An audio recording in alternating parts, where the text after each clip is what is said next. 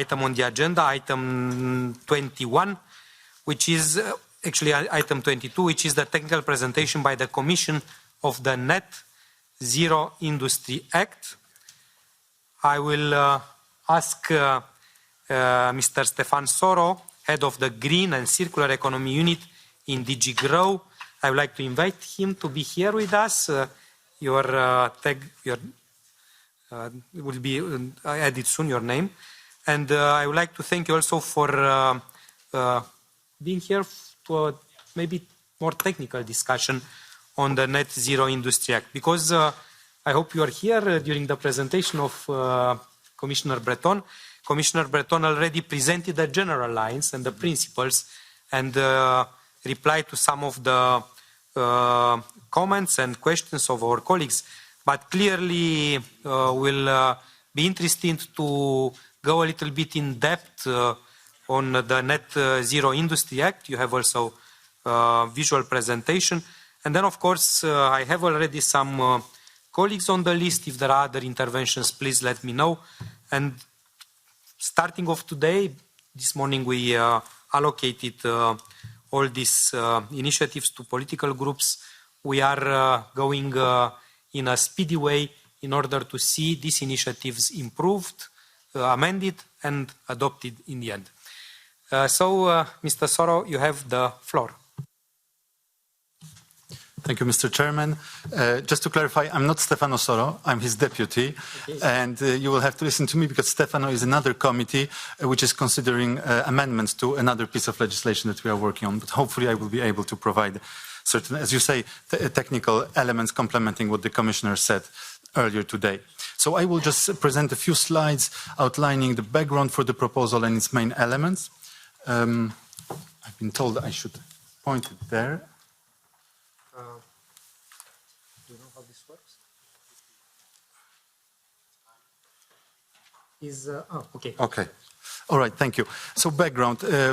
As we are moving very fast towards a low-carbon energy system, we realize that there's an increasing risk of us running into significant dependency, this time not on gas, but on critical net zero technologies. Here on this slide, you can see the market shares of different countries producing net zero technologies.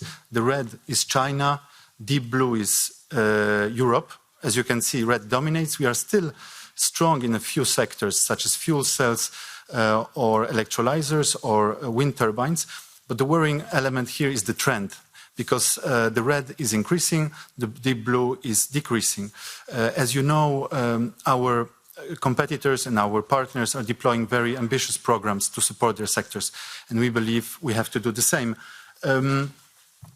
Together with the Act, we have tabled a needs assessment which tries to quantify investment needs for net zero sectors, the supply chains. We estimate that we need to invest about 92 billion euros until 2030 to strengthen those supply chains. Most of that has to come from the private sector, of course, but we have to facilitate this investment, notably by removing the barriers that project promoters in those sectors face today.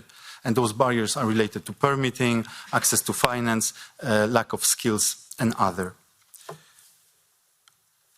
I will still try to do it myself. Yes. Right. And so when we have drafted this act, we really tried to approach it from an investor point of view, a project promoter point of view. What are the key drivers for his or her investment decisions? First, administrative permitting issues. Second, access to finance, investments. Third, access to markets, so access to private and public customers. Skills, innovation, all this underpinned by a, let's say, lightweight, proportionate governance system. And we also have some specific provisions on CO2 storage.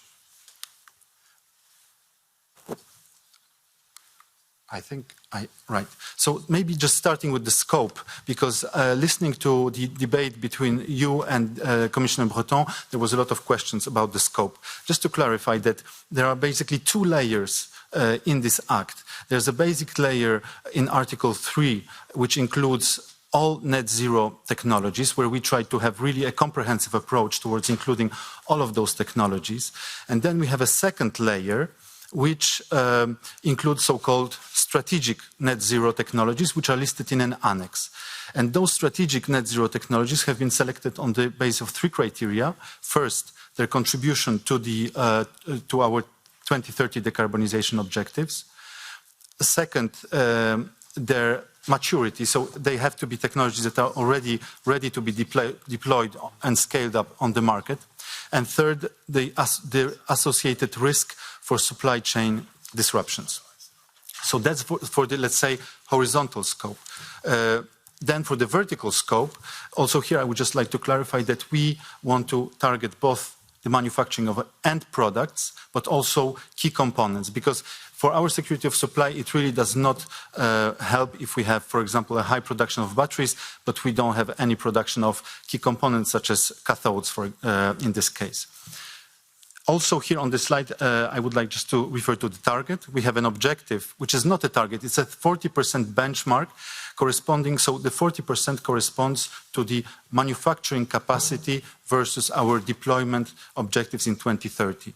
And that would apply across the board to all technologies without prejudice to certain technologies where we are more advanced to have a higher objectives in this case.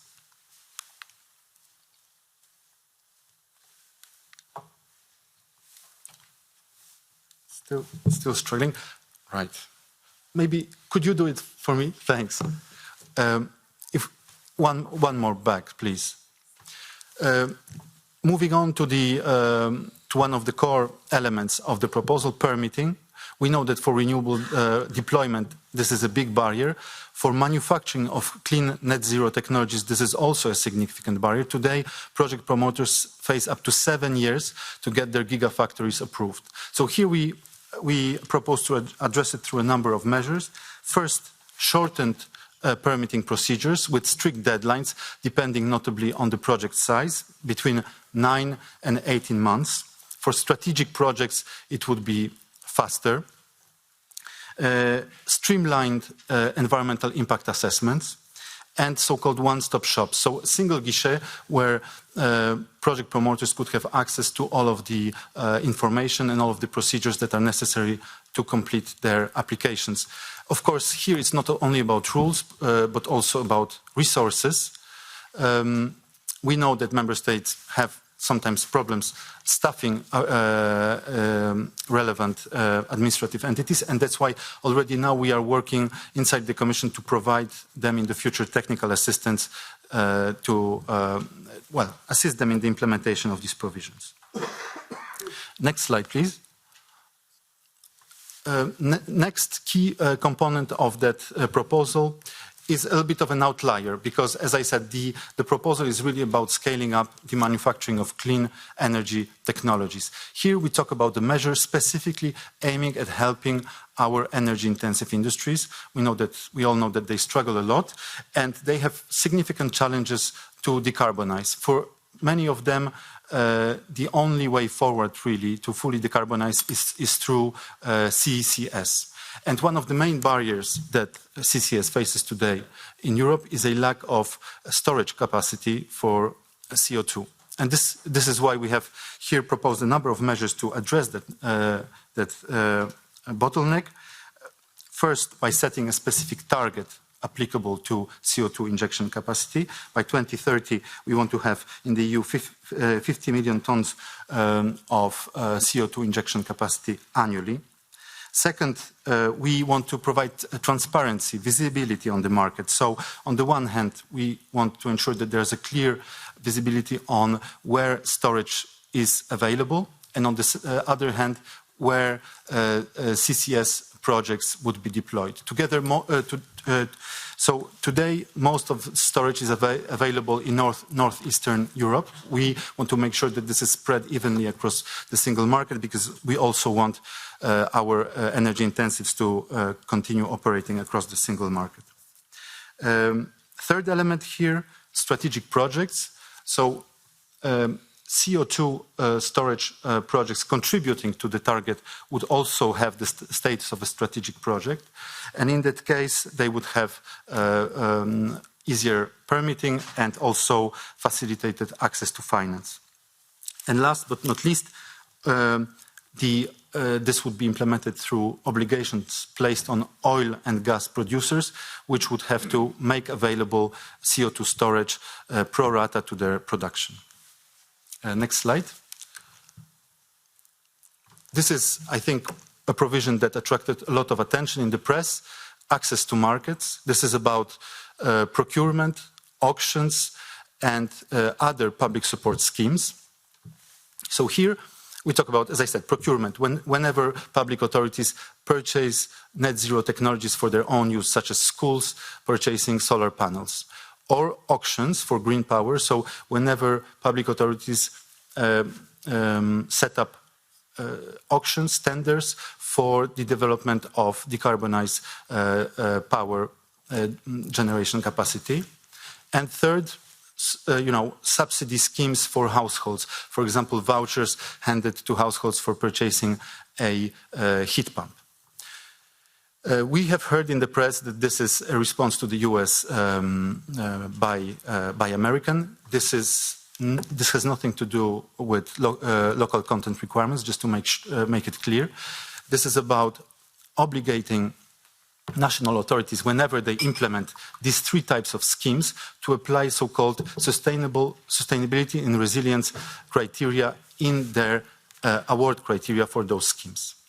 There are important safeguards here. So these sustainability and resilience criteria would be applied only in those cases where, for the technology in question, we have a very big dependency on concentrated supply from a third country, from a third entity, and the threshold here is set at 65%.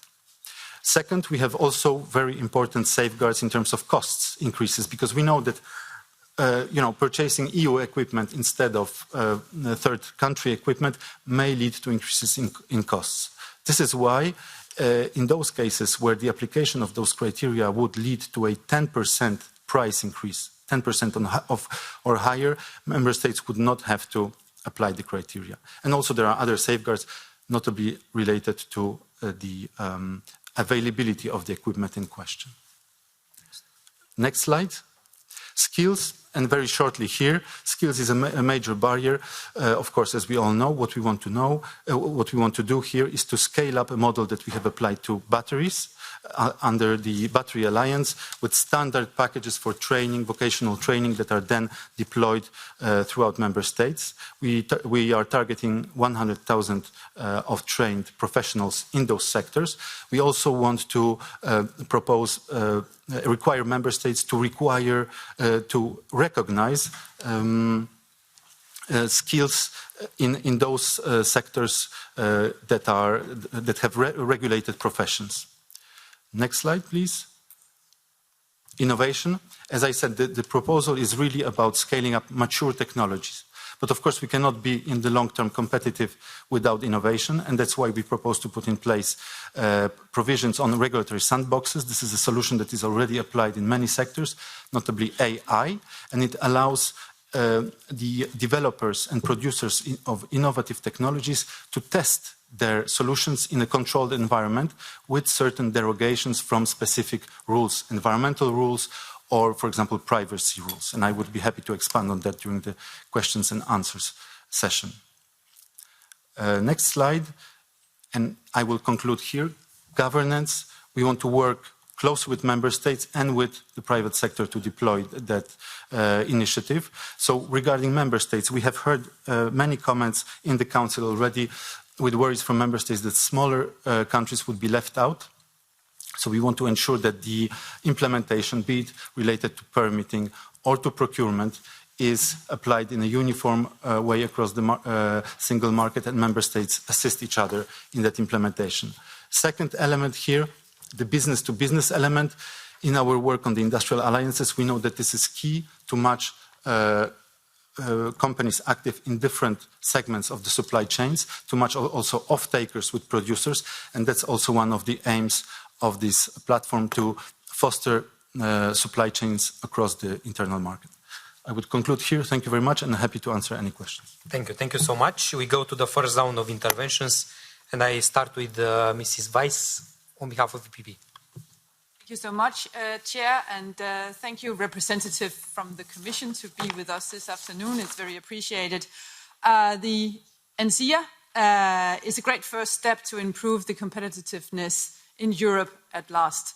It will also help us to strengthen our position on a longer term, hopefully. But we believe that there is a few things that can be improved. It's not actually a real answer to the IRA, in our opinion, as it will not fundamentally change the business cases for companies in the short term, as it is now until 2030. In the US, the IRA is quite simple in the sense that it will reduce operational expenditures for businesses, making sure they have a cost advantage right away. But the ENSEA does not actually do that. It lowers the administrative burdens for companies, but it does not change or reduce operational expenditures as such as energy costs for companies on the short term, and that is very much needed. In any case, as EPP and having the rapporteurship on this file, we look very much forward to participate and contribute to this legislation. What we would like to say is especially good is that the streamlining of regulation is good. Regulatory sandboxes, yes, please. Improving access to finance, of course. And lastly, also improving skills, especially on clean tech. But what we would like to see improved is to set sectorial production targets for clean technologies and clarify funding mechanisms for the 8 strategic clean technologies to send a clear market signal, making sure that Europe takes a lead in the clean tech race. Also, we would like to see that nuclear energy is included as a sustainable alternative fuels technologies as a strategic net zero technology to provide more support. It can't be true that all competitors globally is ramping up on nuclear and we does the contrary. That is not wise. I have a question, if that may be allowed. Thank you so much, Chair. I actually have two. The provision, which sets a minimum benchmark of 40% for domestic production of clean technologies by 2030 is ambitious, but also this objective is quite general. For instance, the calculation methodology behind the 40% target is not presented as we have seen. Can you please tell us a little bit more on how you will decide on this 40% target? Also, the promise is to lower the administrative burdens. How will that be measured? Is it burdens already existing that then now will be taken off the table? Yes, please. Or is it a principle going forward? And how will that actually be measured? One in, one out is still not something that is very clear to us and to the market to see that actually it is being, by the end of the day, resulting in lower administrative burdens. Thank you so much. Thank you so much. Mr. Nica, please. Thank you, Mr. President. Let me refer now to what the previous speaker was saying. Our response to IRA would be the following. Why would anyone invest in Europe and not in the US? And this is the main question. And everyone who wanted to open raw material plants in Europe are now going to the US. So it's the same for chips. So I think it's a deeper question here that needs much more attention from us. I think that the package needs to be more complex. So apart from accelerating the permit procedure, because you can't wait for 6 or 7 years in order to launch operations, and state support. The law on state support stipulates a timeline of 2 months, and if we do this, I don't think I don't think we'll draw investment here because no one will invest in the EU, wait for years, and then not get the permit in the end. And another issue, what are the incentives that we are giving? Someone said that we shouldn't join this incentive race, this fiscal facility. Maybe we should. And I want to refer to solar panels. I don't understand this explanation that it's a chicken and egg situation. On the one hand, we're not buying solar panels in the EU because they're more expensive, but they're better. This is what experts have told me. On the other hand, we don't buy solar panels here, so we don't have our own production. So we can't decrease the prices, and this is our money here. So how much does it cost to produce a solar panel? That's why we think about how much does it cost to produce it in Germany and China. But this is wrong. But if China now holds 90% of the production, it can double its prices overnight, or it can just cut us off. So then shouldn't we give prevalence to our European products, or at least products that have 50% produced in Europe? So the EU funding would have had to go into products that are produced in Europe. Can I go on? Yes, and lastly, so if we want to sort out the problems that the industry is faced with, we need to produce things here. The solar panels were invented in Europe. That's what the Commissioner said. And this is so the US. In the US, everyone needs to buy American, made in the US products. We should do the same. And unless we do this, it will cost us dearly, and it will be too late when we realize this, because we won't be able to do anything then. Kaira. Merci, Monsieur le Président. Merci, Monsieur le Représentant de la Commission. Thank you.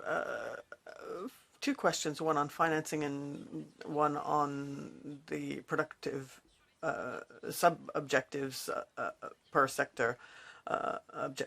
You proposed in your draft regulation sub-goals for wind, solar, and geothermal. And these were not included in the final version. So we know that Europe set ambitious objectives for certain sectors, wind, for example. You mentioned the European Solar Alliance, but it's the same sort of dynamic.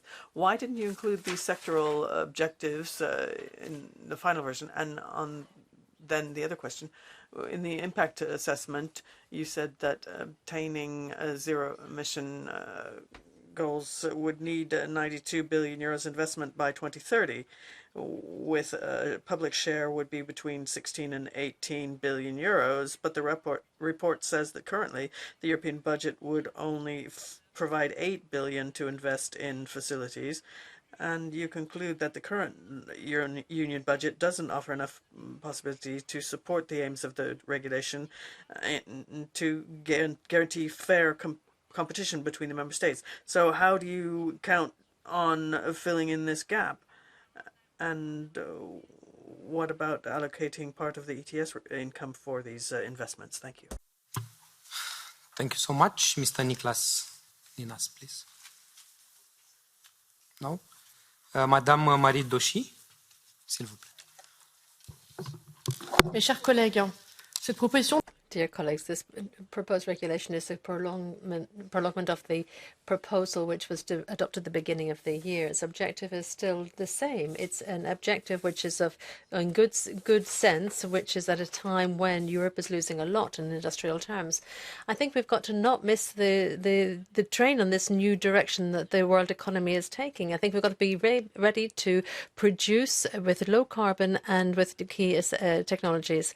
Having looked at this text, I see that the implementation of these aims is actually much more complicated. I think that this is much more than simply a presentation of measures. It's not really a strategy. Of course, because of the burden of administrative procedures, we need to develop new criteria using also public procurement markets to try and promote decarbonisation within Europe. But on the basis, this text is not going to enable Europe to actually withstand world competition. For the technologies that we need, these are going to be at the heart of tomorrow's trade. We're going to need to have a strategic vision for this, and we feel that the Commission is not actually capable of putting this in place. The proof of this can be seen in the numerous references to the WTO system, where the WTO system is actually at the heart of the problem. If the WTO was actually to work correctly, then we would not have the IRA in America, and China would not be able to actually overthrow aside all of the commercial rules that should be binding it, and we'd be able to find common solutions at international level. But here we're no longer actually dealing with this type of question. The question now is, how can we produce on our own territory? Another point I wanted to stress is the lack of nuclear in the net zero technologies. We know that on nuclear, people do have disagreements between the different groups in Parliament, but also within the different nationalities here in Parliament. There is great dissension on nuclear. However, what we are asking is not to actually give nuclear a privileged position vis-à-vis other technologies, but what we're asking is not to discriminate against nuclear, to allow us to leave member states free to make their own choices in the energy transition. Thank you.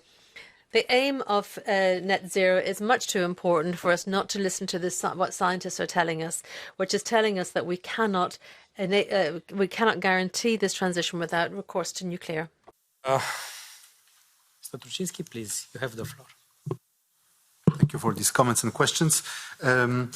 Maybe starting with the targets, or rather the benchmarks, which were mentioned by Ms. Weiss and Ms. Heyer. Just to explain the logic, indeed we have certain indicative benchmarks for specific technologies that are derived notably for our work on in different alliances, such as the Battery Alliance or the Solar Alliance. These are mentioned in one of the recitals of the proposal. We decided to have in the article just an overall benchmark to reflect the objective of scaling up production across all of the technologies that are included in the annex of the proposal. And, you know, if you just sum up the objectives, the indicative objectives that are mentioned in the recital for those key 5 technologies, we are way above 40%. We are towards 60 or 70. But the objective here also is to scale up not only the end products, but also the components. And some of the components for solar or batteries are very low currently, and we expect in 2030, you know, 40% will still be ambitious. So we have an overall benchmark for all technologies. And coming to the question about the monitoring, so we will indeed have to develop a system to monitor that. And I think the way we will have to do it is to track import production capacity compared to deployment for all of those technologies and their key components.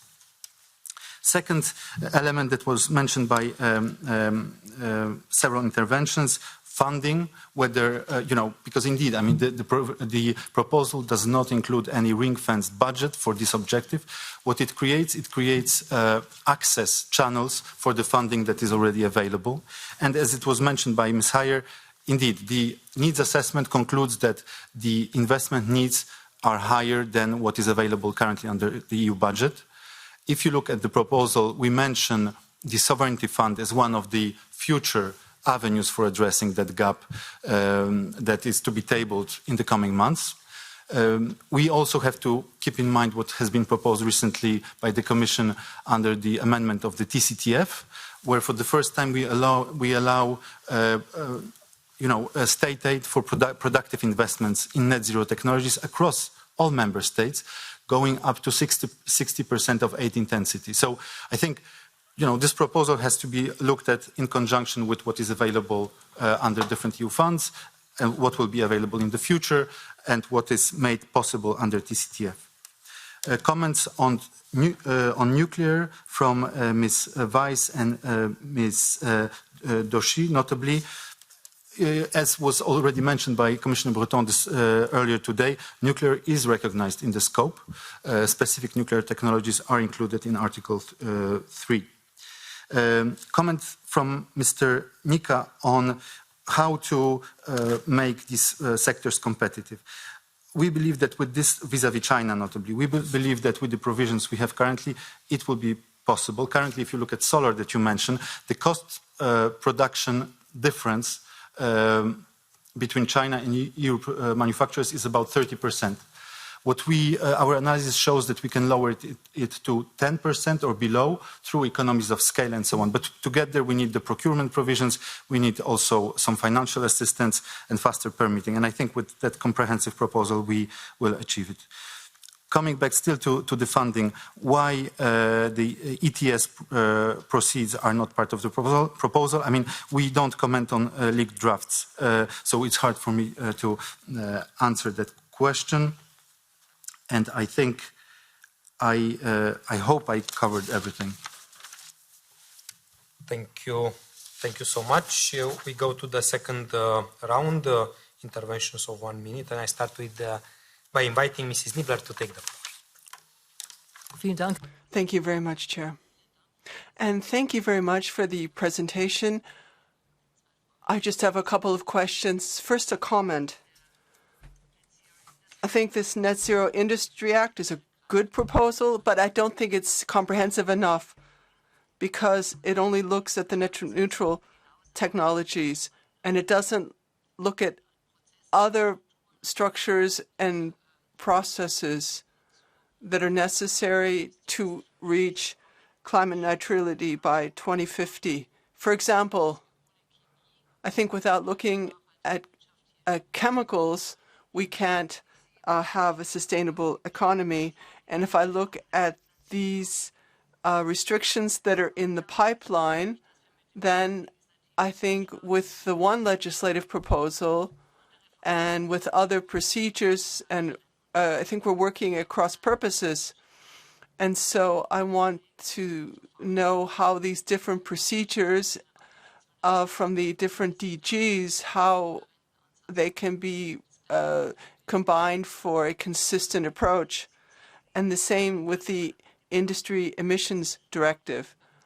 I do understand what you said, but how does this line up with the stricter provisions in the Industry Emissions Directive? And if you could say how this is aligned, I would be very interested in hearing that, because I think it's this is not broad enough. It only focuses on clean tech, and all the other things that are necessary, it essentially excludes or ignores. And we have to be sure that our dependencies aren't just shifted, as it were. So that we would have critical raw materials, but we wouldn't have the chemical processes available in Europe in order to help us reach the net zero industries objectives. So if we look at that context, I'd appreciate it. Thanks. Mr. Matiasek. Ja, vielen Dank, Herr Vorsitzender. Thank you very much. And thank you, Commission, for the presentation and the very interesting responses to some of the questions. Actually, it solved a few of my questions.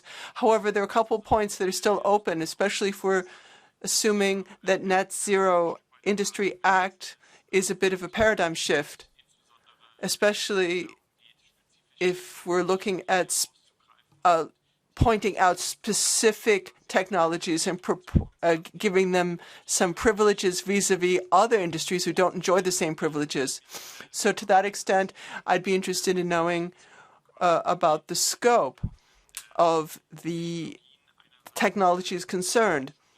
For example, what about horizontal input products when we're talking about steel or the chemical industry, things that we actually need in order to produce clean tech?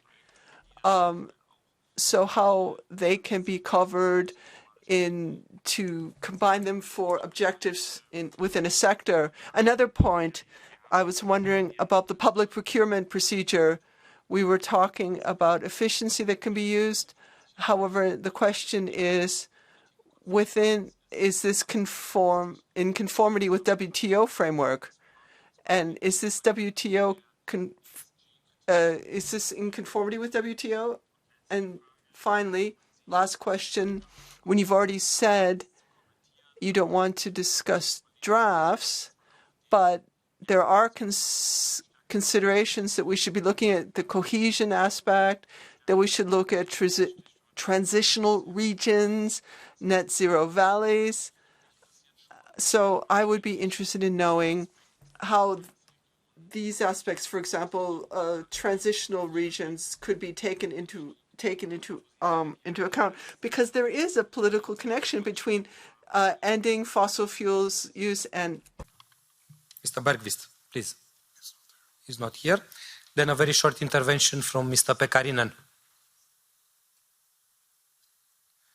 Short intervention, please. Arvoisa puhemies. Chair,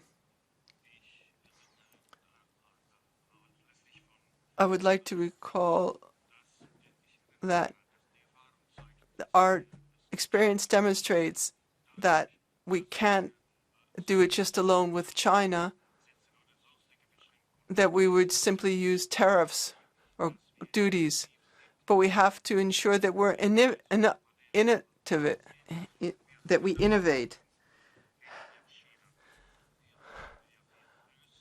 We were more of a player in solar energy than China was, but we lost that advantage in very few years. So if we start having import restrictions, or if we're just producing our, or we're going to support our own production, of the two, I prefer the second. Thank you so much. Mrs. Weiss, 30 seconds, please. Yes, very shortly. I liked your short reply on nuclear, but it's included in the scope, yes, but not on the same level as other technologies. If so, please say that, and then we will take note of that, because that's not how we read the paper. Thank you.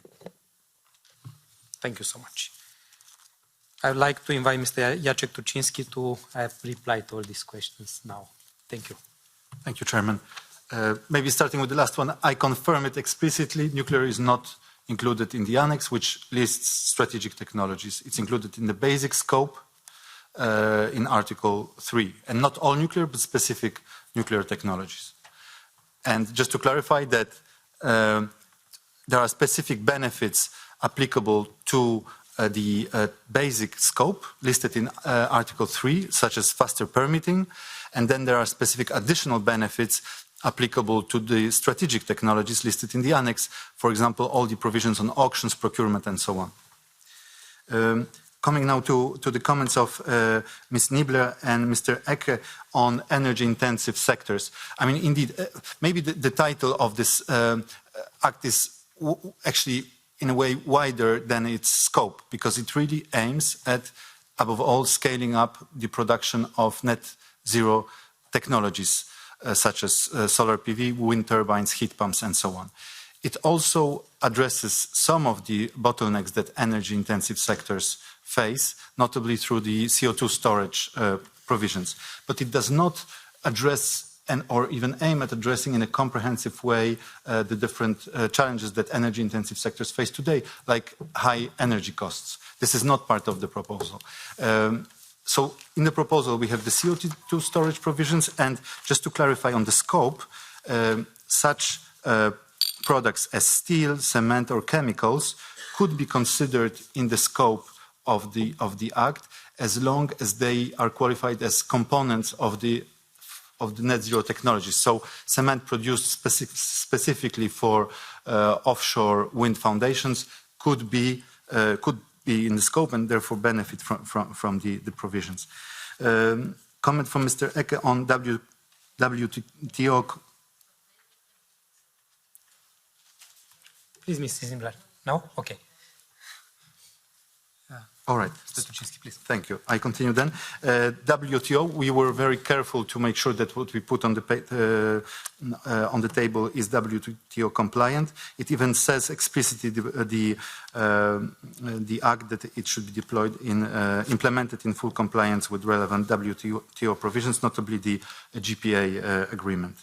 Your comment on the transition regions, we have some provisions there that cater for transition regions, notably any strategic net zero technology project located in transition or assisted regions can be considered as a strategic project. And so in that way, benefit notably from the assistance of the platform, Net Zero Europe platform, in accessing finance. But we are happy to work further to see how this dimension could be addressed. I would stop here. Thank you. Thank you so much. Thank you for being with us. Thank you for the presentation, for explaining the chapters and also the main provisions. Clearly, there are still many issues to be discussed. Clarify, this is also our task, as we'll have to work on the text, to propose amendments, to adopt it in the end with our amendments, and then to negotiate with the Council. But clearly we very much appreciate the initiative of the European Commission, and we are looking forward to work closely together. Thank you for your presence. And now the last item on the agenda will be